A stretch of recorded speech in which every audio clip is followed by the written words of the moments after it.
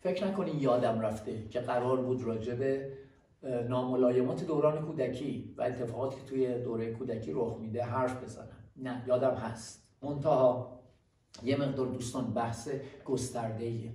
باید اول بتونیم یه چیزایی رو باز کنیم، تعریف کنیم و بعد بتونیم کامل معنی ایس یا اکسپوزوم اگر خاطرتون باشه یا اون چیزی که در یک کودک ثبت میشه، باقی میمونه و در زندگیش در آینده و در تعریف روانش دچار مشکل میکنتش، اون رو بتونیم توضیح بدیم.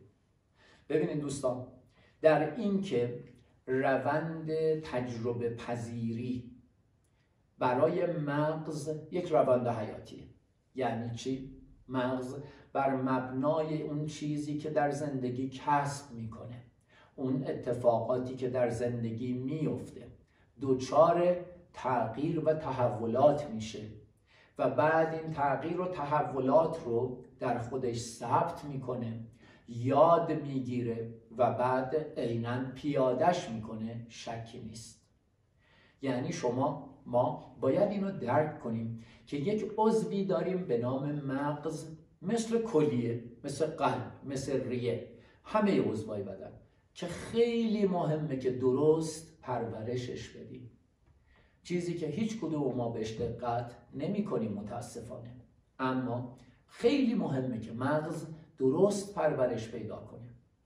وقتی ما میدونیم که اگر یک صحنه رو ببینیم که این صحنه با توجه به روحیات ما میتونه باعث یک PTSD، یک تروما در ما بشه، میتونه باعث شه که من واقعا منقلب شم، یک حس خیلی بد به من دست بده، یعنی همون تروما.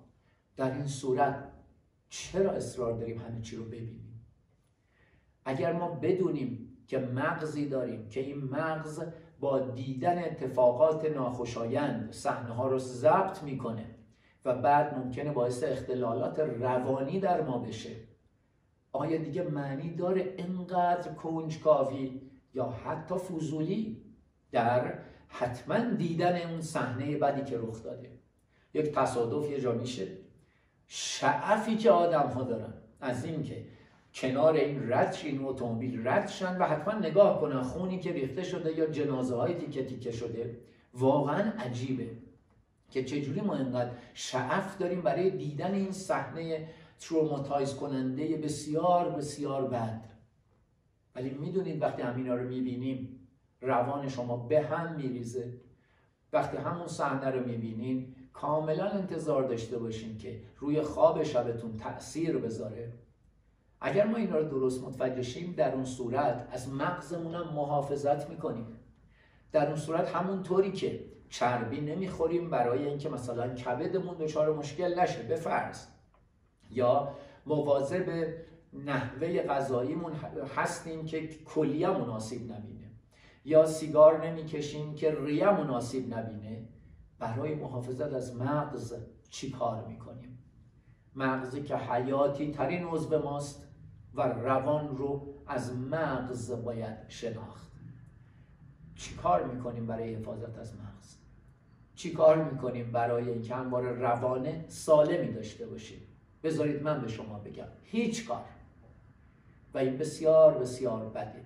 چرا هیچ کار نمیکنیم؟ چون شناختی نداشتیم، چون نمیدونیم که باید از این مغزم محافظت شه.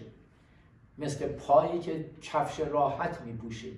خب چطوریه که مغز رو که منتظر دیدن تصویره، منتظر دیدن مواجه شدنه، منتظر معناسازی‌های مختلفه تا فکر کنه یک چیزی بده یا خوب یا خطری داره تهدید میکنه، چطوری این مغز رو مواجه میکنیم با هر صحنه‌ای که میتونه ناخوشایند یا تروماتایز کننده باشه؟ اینو یاد بگیریم که اگر میخوایم آدم موفقی باشیم، اگر میخوایم لطمه‌ای نخوریم، اگر میخوایم با ناملایمتی روبرو نشیم، باید از مغزمون به درستی محافظت کنیم. رفته رفته معنای مختلف این محافظت رو خود من در بحثایی که با هم داریم در یوتیوب یا در اینستاگرام توضیح خواهم داد.